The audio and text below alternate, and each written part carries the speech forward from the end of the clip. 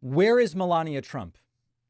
Dozens of you have emailed me and you've said, David, the story isn't so much that Melania is missing. It's that no one's talking about the fact that Melania is missing. And I would even add to that. We have a candidate that is running on stated values that align with so-called pro-family conservatives. And aside from the affairs and the cheating, all these different things, the porn star hush money and all of it, what about the fact that he's just by himself and doesn't appear to actually be in a real relationship with his wife anymore? They don't care because they are only stated values. They aren't real values or sincerely held when they are inconvenient. So let's talk about a couple parts of this. Yes, Melania Trump is nowhere to be found. Interesting article from the Sydney Morning Herald. With Melania missing, her role in the post-conviction Trump campaign is more uncertain. And Farah Thomason asks, how much is she willing to put up for a man who betrayed and humiliated her? And now that Trump is officially a felon, will she appear by his side as he campaigns? Well, the answer seems pretty clear. No. Melania Trump has not been appearing by Trump's side this entire campaign.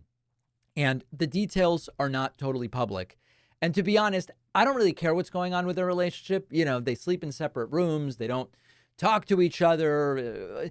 I don't really care about it except for as it relates to the supposed principles that having a wife by your side represent when you are running as a Republican.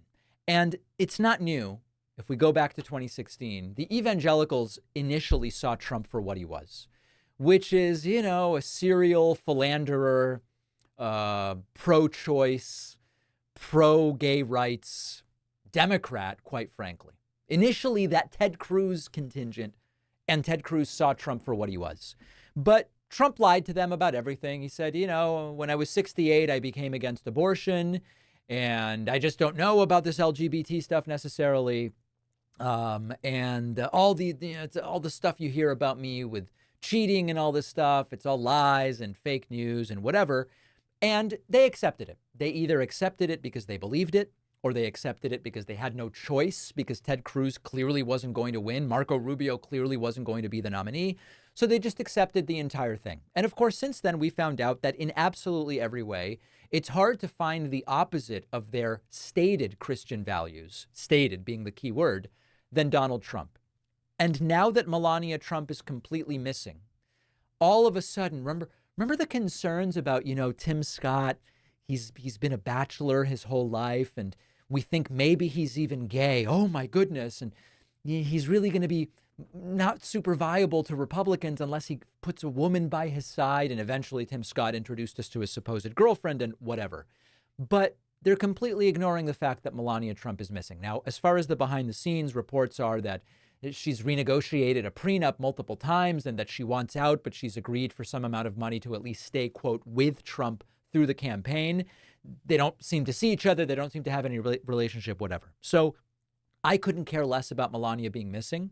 At the end of the day, it's about Trump's policies and Trump's campaign, but it is just yet another reminder about how brazenly and cynically these Republicans will abandon what they claim to hold dear when it's inconvenient. And right now, what would be inconvenient would be saying, hey, you know what?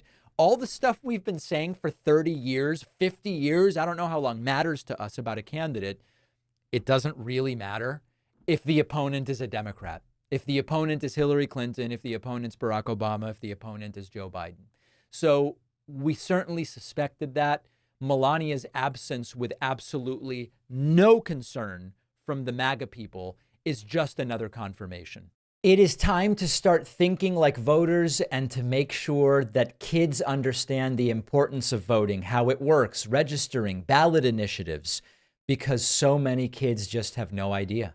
That's why I wrote the new children's book, Think Like a Voter. I can think of no better time and no more important group of folks to try to reach. The book is now available at davidpakman.com/book, where, by the way, you can get the first two books in the series as well.